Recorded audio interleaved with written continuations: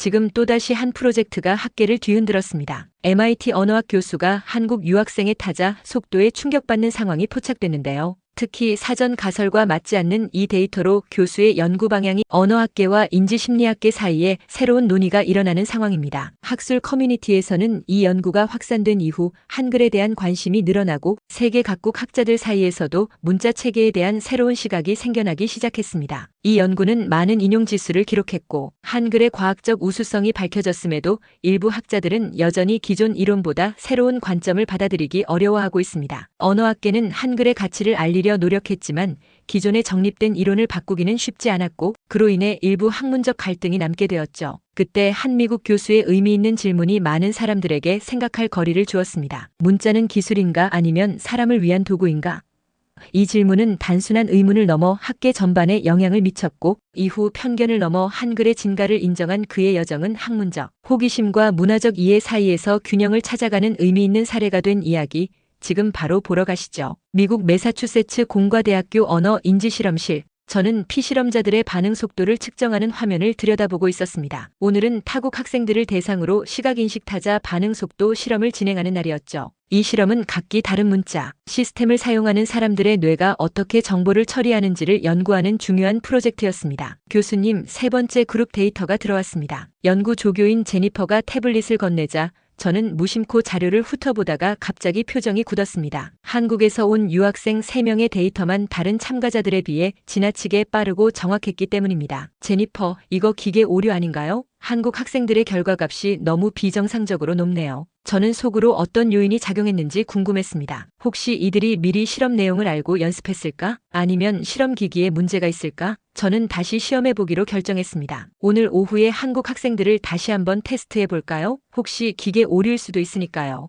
하지만 제 실험 결과도 동일했습니다. 한국 학생들의 타자 속도와 정확도는 여전히 다른 참가자들보다 월등히 높았죠. 저는 연구실 창가에 서서 캠퍼스 풍경을 바라보며 생각에 잠겼습니다. 이런 결과는 제 연구 가설에 큰 의문을 던졌기 때문입니다. 그동안 저는 복잡한 문자 체계를 사용하는 언어일수록 인지 처리 속도가 느릴 것이라고 가정했습니다. 하지만 한국어는 분명 서양의 알파벳보다 시각적으로 복잡해 보였는데 왜 처리 속도가 더 빠른 걸까요? 저는 책상으로 돌아와 한국 학생들의 자료를 더 자세히 분석하기 시작했습니다. 중국어와 일본어 사용자들의 데이터와 비교해 보았지만 한국 학생들의 처리 속도는 여전히 압도적이었습니다. 이건 단순한 우연이 아니라 뭔가 체계적인 이유가 있을 것이 분명했습니다. 제니퍼, 한국 학생 중 한 명을 연구실로 초청해 주세요. 타자 과정을 직접 녹화해보고 싶네요. 다음 날 저는 한국 유학생 박지훈을 만났습니다. 지훈은 컴퓨터 공학을 전공하는 대학원생이었죠. 저는 지훈에게 실험 결과에 대해 설명하며 추가 연구에 협조해 줄 것을 부탁했습니다. 박 씨, 당신의 타자 속도가 우리 연구의 예상치를 완전히 벗어났습니다. 오늘은 타자를 치는 과정을 녹화하면서 몇 가지 질문을 드려도 될까요? 지훈은 미소를 지으며 고개를 끄덕였습니다. 그는 이미 여러 번 비슷한 질문을 받아본 듯 했습니다. 연구실에 마련된 특수 카메라와 센서가 달린 키보드 앞에 앉자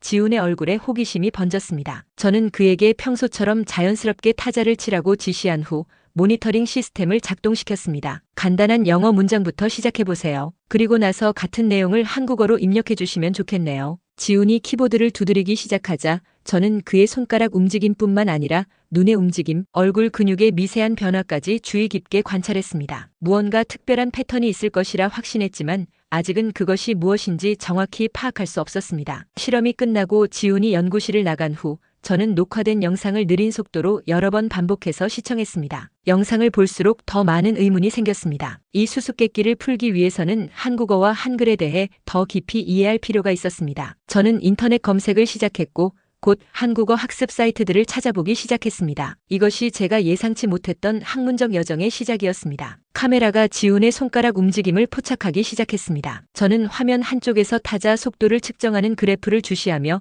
종종 메모를 적어 내려갔습니다. 지훈의 손가락은 키보드 위에서 마치 피아니스트처럼 빠르고 정확하게 움직였습니다. 특히 그가 한글을 입력할 때는 속도가 더 빨라졌습니다. 놀랍군요. 영어보다 한글을 입력할 때 속도가 약 30% 정도 더 빠르네요. 보통은 모국어가 아닌 문자를 입력할 때 속도가 느려지는 법인데 제가 중얼거렸습니다. 지우는 어깨를 으쓱하며 웃었습니다. 저도 처음에는 그게 이상하다고 생각했어요. 하지만 한글은 구조가 체계적이라 타자를 칠 때 매우 효율적이거든요. 제 궁금증이 커졌습니다. 저는 지훈에게 한글 입력 방식에 대해 더 자세히 설명해 달라고 요청했죠. 한글을 입력할 때 단어의 발음을 머릿속에서 떠올리시나요? 지훈은 잠시 생각하더니 고개를 저었습니다. 사실 한글은 소리를 머리에 떠올릴 필요가 거의 없어요. 글자 모양 자체가 발음 기관을 본떠 만들었거든요. 예를 들어 기역은 혀가 목구멍을 막는 모양이고 미음은 입 모양, 시옷은 이빨 모양을 본떴습니다. 그래서 글자를 볼 때 발음 기관이 자연스럽게 연상되는 거예요. 제 눈이 커졌습니다. 이건 제가 알고 있던 어떤 문자 체계와도 달랐습니다. 대부분의 문자는 소리나 사물을 추상화한 것이지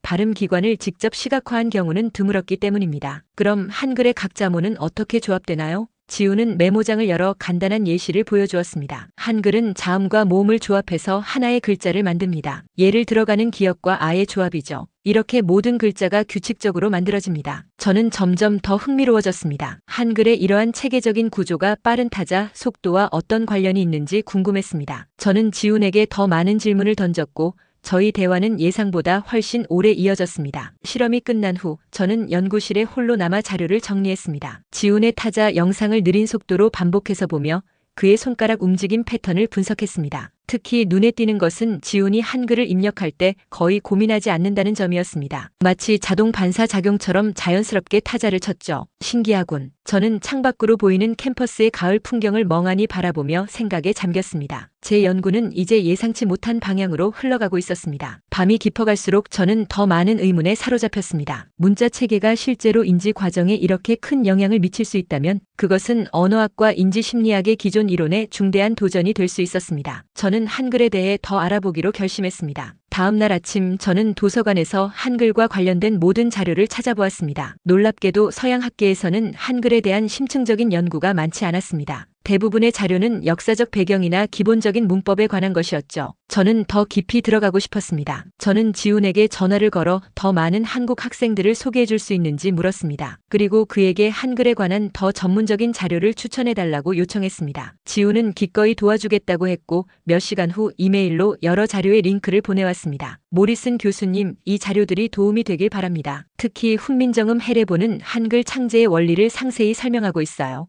영어 번역본도 함께 첨부했습니다. 저는 즉시 자료를 읽기 시작했고 그 내용에 깊이 매료되었습니다. 특히 한글이 자연스럽게 발전한 문자가 아니라 세종대왕이라는 한 명의 왕에 의해 의도적으로 설계되었다는 사실이 충격적이었습니다. 더 놀라운 것은 그 설계 원리가 현대 언어학의 발견과 놀라울 정도로 일치한다는 점이었습니다. 다음 날 아침 저는 평소보다 일찍 연구실에 도착했습니다. 어젯밤 내내 지훈과의 대화가 머릿속을 맴돌았기 때문입니다. 저는 컴퓨터를 켜고 지훈의 타자 영상을 다시 한번 천천히 재생했습니다. 이번에는 지훈의 손가락 움직임뿐만 아니라 눈의 움직임도 주시했죠. 놀랍게도 지훈은 한글을 입력할 때 스크린을 거의 보지 않았습니다. 그의 눈은 주로 자료를 읽는 데 집중되어 있었고 손가락은 마치 독립된 두뇌를 가진 것처럼 자동으로 움직였습니다. 이것은 제가 영어 사용자들에게서 관찰한 패턴과는 확연히 달랐습니다. 이건 정말 흥미롭네요. 저는 지훈에게 전화를 걸어 추가 실험에 참여해 줄 수 있는지 물었습니다. 지훈은 흔쾌히 수락했고 오후에 다시 연구실을 찾았습니다. 박 씨, 오늘은 조금 다른 실험을 해보고 싶은데요. 화면을 보지 않고 타자를 쳐보실 수 있을까요? 지훈은 자신있게 고개를 끄덕였습니다. 저는 스크린을 가리고 녹음된 문장을 들려준 후 타자를 치게 했습니다. 결과는 놀라웠습니다. 지훈은 화면을 보지 않고도 거의 오류 없이 한글을 입력했습니다. 어떻게 이런 게 가능하죠? 특별한 훈련을 받으셨나요? 제가 물었습니다. 지훈은 웃으며 고개를 저었습니다. 특별한 훈련은 없었어요. 한글은 그냥 그려지는 느낌이랄까요? 소리를 들으면 그 모양이 자연스럽게 머릿속에 그려집니다. 기역은 혀, 미음은 입, 시옷은 이빨이라고 말씀드렸잖아요. 이런 원리만 알면 소리를 들을 때 그 발음 기관의 움직임이 자연스럽게 연상되거든요. 저는 충격을 받았습니다. 제가 알고 있던 어떤 문자 체계도 이렇게 직관적이고 체계적인 구조를 가진 적이 없었습니다. 라틴 알파벳, 아랍어, 히브리어, 심지어 중국어와 일본어 가나도 이런 방식으로 설계되지 않았죠. 정말 놀랍군요. 이런 체계적인 문자가 어떻게 발전했는지 궁금하네요. 지훈의 얼굴에 자부심이 번졌습니다. 한글은 발전된 게 아니라 설계된 거예요. 약 570년 전 세종대왕이라는 조선시대 왕이 백성들을 위해 직접 만든 문자입니다. 제 눈이 커졌습니다. 문자가 자연스럽게 발전한 것이 아니라 의도적으로 설계되었다는 사실이 저를 더욱 놀라게 했습니다. 왕이 직접 문자를 만들었다고요? 그것도 이렇게 과학적으로요? 지우는 고개를 끄덕였습니다. 네, 세종대왕은 음성학과 언어학에 깊은 이해가 있으셨어요. 한글 창제 원리를 설명한 훈민정음 해례본이라는 책이 있는데 거기에 각 자모의 제작 원리와 철학이 상세히 기록되어 있습니다. 저는 연구실 책장을 바라보았습니다. 그곳에는 세계 각국의 문자 체계에 관한 책들이 가득했지만 한글에 관한 심층 연구서는 없었습니다. 저는 곧바로 온라인 서점에서 관련 서적을 검색하기 시작했습니다. 실험을 마친 후 저는 지훈에게 한국의 다른 학생들을 더 소개해 줄 수 있는지 물었습니다. 그는 기꺼이 도와주겠다고 했고 다음 주에 몇 명의 학생들이 실험에 참여하기로 했습니다. 연구실로 돌아온 저는 책상에 앉아 오늘의 발견을 정리했습니다. 한글의 구조적 특성이 타자 속도에 미치는 영향을 측정하기 위한 새로운 실험 프로토콜을 설계하기 시작했죠. 이전의 실험이 단순히 반응 속도를 측정했다면 이제는 뇌의 활성화 패턴을 직접 관찰하고 싶었습니다. 제니퍼, 저는 연구 조교를 불렀습니다. 기능성 자기 공명 영상 fMRI 장비를 사용할 수 있는지 확인해 주세요. 다양한 문자 체계를 사용할 때의 뇌 활성화 패턴을 비교하고 싶어요. 제니퍼는 제 열정적인 모습에 놀란 듯 했지만 곧 일정을 확인하기 시작했습니다. 저는 윈도우 창 밖으로 내리는 가을비를 바라보며 생각에 잠겼습니다. 제가 우연히 발견한 이 현상이 단순한 문화적 차이를 넘어 인간의 인지 시스템에 대한 중요한 통찰을 제공할 수 있을 것 같았습니다. 그날 밤 저는 집에서도 연구를 계속했습니다. 온라인으로 한글 학습 사이트를 찾아 기본적인 자모를 익히기 시작했죠. 놀랍게도 단 몇 시간 만에 자음과 모음의 기본 원리를 이해할 수 있었습니다. 한글의 체계성과 논리성이 학습 과정을 놀라울 정도로 효율적으로 만들었기 때문입니다. 이건 정말 혁명적인 설계네. 저는 중얼거렸습니다. 첫 번째 한글 문장을 타이핑해보면서 저는 지훈이 말했던 것을 이해하기 시작했습니다. 한글은 단순히 외워야 하는 추상적 기호가 아니라 발음 방법을 시각적으로 보여주는 도구였습니다. 이러한 직관적인 연결이 처리 속도를 높이는 핵심 요소일 것이라는 가설이 점점 더 유력해졌습니다. 다음 날 저는 연구실에서 밤을 샜습니다. 온라인으로 구할 수 있는 한글 관련 자료를 모두 읽어보았고 심지어 훈민정음 해례본의 영어 번역본도 찾아냈습니다. 제가 발견한 내용은 제 학문적 세계관을 뒤흔들기에 충분했습니다. 이건 정말 믿을 수 없군요. 저는 한글의 창제 원리와 체계를 자세히 살펴볼수록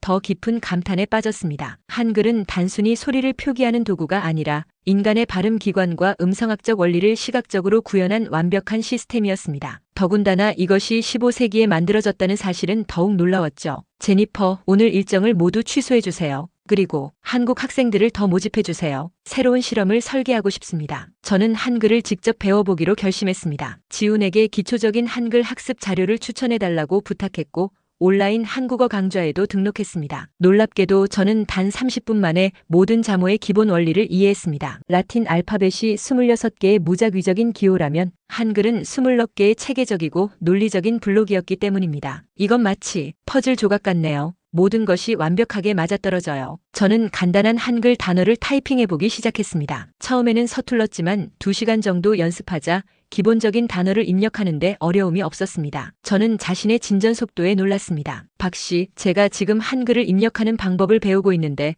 어떻게 하면 더 빨리 익힐 수 있을까요? 지훈의 조언은 간단했습니다. 읽으려 하지 마세요. 그냥 그려보세요. 이 말은 저에게 깊은 인상을 남겼습니다. 저는 이제 한글을 소리의 시각적 표현으로 보기 시작했고 그렇게 접근하자 타자 속도가 놀라울 정도로 향상되었습니다. 서양의 문자 체계에서는 글자와 소리 사이의 연결이 자의적이었지만 한글은 그 연결이 직관적이고 논리적이었습니다. 일주일 후 저는 기본적인 한글 타자를 마스터했습니다. 이제 자신의 연구 방향을 완전히 바꾸기로 결심했습니다. 원래는 다양한 문자 체계가 뇌의 시각 처리 능력에 미치는 영향을 연구하려 했지만 이제는 한글의 인지적 효율성에 집중하기로 했습니다. 저는 새로운 실험을 설계했습니다. 이번에는 한글 사용자와 영어 사용자의 뇌 활성화 패턴을 직접 비교하는 것이었습니다. 기능성 자기 공명 영상 fMRI를 사용하여 참가자들이 다양한 언어로 읽고 쓸 때 뇌의 어느 부분이 활성화되는지 관찰했습니다. 결과는 놀라웠습니다. 한글 사용자들은 시각 처리 영역과 운동 제어 영역 사이의 연결이 더욱 효율적으로 작동했습니다. 특히 전두엽과 두정엽의 활성화 패턴은 다른 언어 사용자들과 확연히 달랐죠. 한글은 단순한 문자 체계가 아니라 인간의 인지 능력을 최대화하도록 설계된 시스템이에요. 이것이 한국인들의 높은 문해율과 빠른 정보 처리 능력의 비밀일지도 모르겠네요. 저는 자신의 새로운 가설을 노트에 적어 내려갔습니다. 제 눈에는 학문적 열정이 불타올랐습니다. 그날 저녁 저는 연구실에 홀로 남아 실험 결과를 분석했습니다. 그리고 문득 한 가지 생각이 떠올랐습니다. 만약 한글이 정말로 인간의 인지 시스템과 최적으로 호환되는 문자라면 비한국어 사용자들도 한글을 배울 때 유사한 인지적 이점을 얻을 수 있지 않을까요? 저는 즉시 새로운 실험 설계를 시작했습니다. 이번에는 영어 원어민들에게 기본적인 한글을 가르친 후 그들의 타자 속도와 정확도의 변화를 측정하기로 했습니다. 그리고 그들의 뇌 활성화 패턴도 함께 관찰하기로 했죠. 한글이 정말로 최적화된 문자라면 그 효과는 보편적이어야 해요. 문화적 배경과 무관하게 말이죠. 저는 밤늦게까지 연구 계획서를 작성했습니다. 이 연구는 이제 단순한 호기심에서 시작된 프로젝트를 넘어 인간의 언어 처리 능력에 대한 근본적인 통찰을 제공할 수 있는 중요한 연구로 발전하고 있었습니다. 창밖으로 보이는 캠퍼스의 불빛이 하나둘 꺼져가는 동안 저는 여전히 책상에 앉아 한글의 신비로운 세계를 탐험하고 있었습니다. 그리고 그 여정은 이제 막 시작되었을 뿐이었습니다. 3주가 지났습니다. 제 연구실은 한글 관련 자료와 실험 데이터로 가득 찼습니다. 저는 이제 한글을 단순한 연구 대상이 아닌 인류 문화유산의 경이로운 사례로 바라보기 시작했습니다. 특히 저를 매료시킨 것은 한글의 생성적 특성이었습니다. 제니퍼, 이건 놀라운 발견이에요. 한글은 암기식 문자가 아니라 생성식 문자입니다. 제한된 수의 기본 요소들이 규칙에 따라 조합되어 무한한 소리를 표현할 수 있어요. 저는 자신이 과거에 연구했던 마야 문자와 한글을 비교하기 시작했습니다. 마야 문자는 복잡하고 상형 문자적 특성이 강했으며 새로운 소리를 표현하기 위해서는 새로운 문자를 만들어야 했습니다. 반면 한글은 기존의 자모를 조합하여 어떤 소리든 표현할 수 있었죠. 이건 마치 현대 컴퓨터 언어와 같아요. 기본 코드를 조합해 무한한 프로그램을 만들 수 있는 것처럼요. 저는 세계 각국의 문자 체계 역사를 다시 검토했습니다. 대부분의 문자는 자연스럽게 발전했으며 그 기원이 불분명한 경우가 많았습니다. 설령 창제자가 있더라도 그 원리와 철학이 상세히 기록된 경우는 드물었죠. 그러나 한글은 달랐습니다. 인류 역사상 유일하게 발명자가 명확하고 원리가 남아있는 문자. 저는 중얼거렸습니다. 저는 한글의 창제 원리를 분석하면서 세종대왕이 단순히 편리한 문자를 만든 것이 아니라 인간의 인지 능력을 고려한 시스템을 설계했다는 결론에 도달했습니다. 한글의 자모 모양, 조합 방식, 심지어 글자 배열까지 모든 것이 사용자의 인지적 부담을 최소화하도록 설계되어 있었습니다. 이것이 바로 한국 학생들의 타자 속도가 비정상적으로 빠른 이유군요. 그들은 단순히 키보드를 빠르게 치는 게 아니라 인지적으로 효율적인 시스템을 사용하고 있는 거예요. 저는 자신의 발견을 검증하기 위해 새로운 실험을 설계했습니다. 이번에는 한글을 배운 영어 원어민과 영어를 배운 한국어 원어민의 타자 속도를 비교하는 것이었습니다. 결과는 제 가설을 강력하게 지지했습니다. 영어 원어민들도 한글을 배운 후에는 타자 속도가 현저히 향상되었고 무엇보다 인지적 피로도가 감소했습니다. 이건 단순한 문화적 차이나 훈련의 문제가 아니에요. 한글 자체가 인간의 인지 시스템과 더 잘 맞는 설계를 가지고 있는 거죠. 봄이 오고 제 연구실에는 새로운 에너지가 넘쳤습니다. 저는 원래 계획했던 언어별 시지각 반응의 뇌 활성도 비교 논문 대신 한글 타자 시스템이 뇌의 인지, 에너지 소모를 최소화한다는 주제로 논문을 준비하고 있었습니다. 이 급격한 방향 전환은 학과 내에서 적지 않은 화제를 불러일으켰죠. 데이비드, 그거 너무 마이너하지 않나? 동료 교수인 마크 존슨이 커피를 마시며 물었습니다. 그것보다는 더 보편적인 주제로 바꾸는 게 어떨까? 논문 인용 지수도 생각해야지. 하지만 저는 제 연구에 확신이 있었습니다. 저는 이미 여러 실험을 통해 한글의 인지적 효율성을 증명해냈고 이것이 인간 컴퓨터 상호작용 분야에 혁신적인 통찰을 제공할 수 있다고 믿었습니다. 마크, 이건 단순히 한국어에 관한 연구가 아니야. 이것은 인간의 인지 시스템과 언어 설계의 상관관계에 대한 연구지. 우리가 더 효율적인 인터페이스를 설계하는데 중요한 시사점을 줄 수 있어. 저는 연구실에서 밤늦게까지 논문을 수정했습니다. 한글의 구조적 특성이 뇌의 시각, 처리 영역과 운동 제어 영역 사이의 연결을 어떻게 최적화하는지 설명하는 모델을 개발했습니다. 기능성 자기 공명 영상 fMRI 실험 결과도 이 모델을 지지했죠. 아직도 믿기지 않아. 저는 중얼거렸습니다. 500년 넘게 전에 설계된 문자 체계가 현대 인지과학의 발견과 이렇게 일치한다니. 저는 논문의 서론을 여러 번 다시 썼습니다. 처음에는 단순히 실험 결과를 보고하는 형식이었지만 점차 한글의 역사적, 문화적 맥락도 포함시키기 시작했습니다. 저는 한글이 단순한 문자가 아니라 민족의 정체성과 연결된 문화유산이라는 점을 강조하고 싶었습니다. 제 열정은 연구실 전체에 퍼졌습니다. 제니퍼를 포함한 여러 학생들이 한글에 관심을 갖기 시작했고 몇몇은 한국어를 배우기 시작했습니다. 그들은 제 실험에 자원하여 참여했고 새로운 가설을 검증하는 데 도움을 주었습니다. 교수님, 이 데이터를 보세요.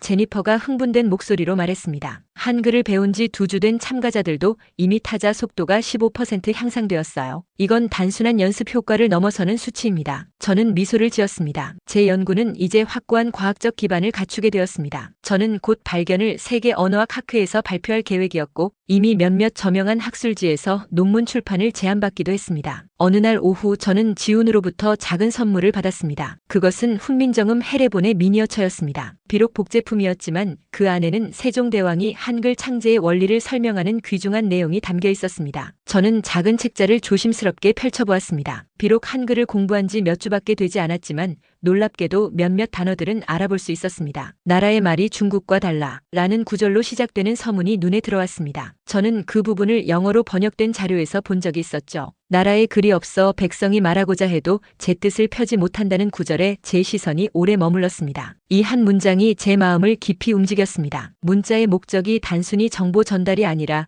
백성들의 해방이었다는 사실이 새롭게 다가왔기 때문입니다. 세종대왕은 그를 모르는 백성들에게 목소리를 주기 위해 이 문자를 만들었습니다. 이것은 권력자가 피지배자에게 베푼 선물이 아니라 그들의 기본적 권리를 인정한 혁명적 행위였습니다. 문자의 목적이 전달이 아니라 해방이었다고 저는 중얼거렸습니다. 창밖으로는 캠퍼스에 벚꽃이 만개해 있었습니다. 저는 해례본의 다른 페이지들을 넘기면서 세종대왕이 얼마나 면밀하게 한글의 각 자모를 설계했는지 살펴보았습니다. 그의 설명은 현대 언어학의 음성학적 원리와 놀라울 정도로 일치했습니다. 15세기의 왕이 이런 과학적 통찰을 가졌다는 사실이 경이로웠습니다. 제 전화기가 울렸습니다. 학과장이었죠. 데이비드, 다음 달 국제학회 발표 자료는 준비됐나요? 당신의 연구가 많은 관심을 받고 있답니다. 네, 거의 완성 단계입니다. 저는 대답했습니다. 조금 예상과 다른 방향으로 발전했지만 오히려 더 흥미로운 결론에 도달했어요. 전화를 끊은 후 저는 제 논문 서문을 다시 보았습니다. 처음 작성했을 때는 단순히 기술적인 내용만 담겨 있었습니다. 하지만 이제는 그것으로는 충분하지 않다고 느꼈습니다. 저는 서문을 완전히 새로 쓰기 시작했습니다. 문자는 단순한 소통의 도구를 넘어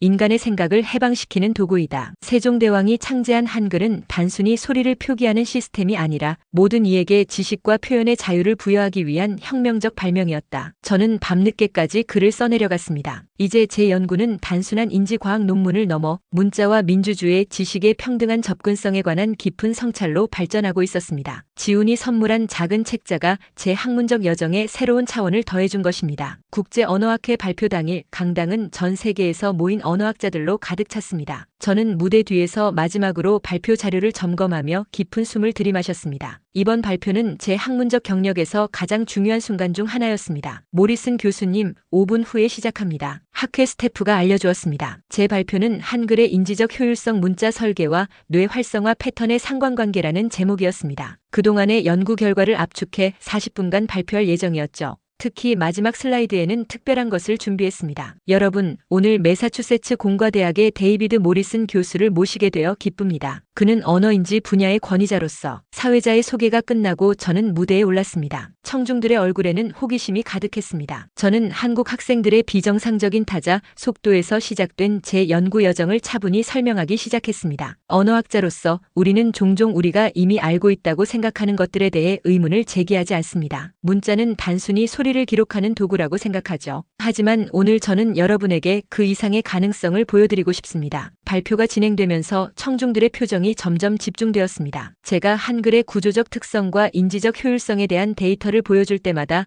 메모를 하는 사람들이 많아졌습니다. 특히 기능성 자기 공명 영상을 통해 한글 사용자와 다른 문자, 체계 사용자들의 뇌 활성화 패턴 차이를 보여줄 때는 작은 탄성이 흘러나왔습니다. 이것은 단순한 문화적 차이가 아닙니다. 한글은 인간의 인지 시스템과 최적으로 호환되도록 설계된 인터페이스입니다. 그리고 놀랍게도 이 모든 것이 570년 전에 이루어졌죠. 마지막으로 저는 한글이 단순한 문자 체계를 넘어가지는 사회적, 문화적 의미에 대해 이야기했습니다. 세종대왕이 백성들에게 지식과 표현의 자유를 주기 위해 한글을 만든 이야기는 많은 청중들에게 깊은 인상을 남겼습니다. 그리고 이제 제 발표의 마지막 슬라이드를 보여드리겠습니다. 스크린에 한글로 쓰인 문장이 나타났습니다. 관중이 웅성거리기 시작했습니다. 저는 미소를 지으며 말했습니다. 오늘 제가 말하고 싶은 건 이겁니다. 문자는 기술이 아니라 사람을 위한 도구입니다. 이 한글 문장은 제 연구의 핵심을 담고 있습니다. 좋은 문자는 생각을 자유롭게 한다. 청중들의 박수가 터져나왔습니다. 발표가 끝난 후 많은 학자들이 제게 다가와 질문을 던졌습니다. 그 중에는 한국에서 온 언어학자들도 있었는데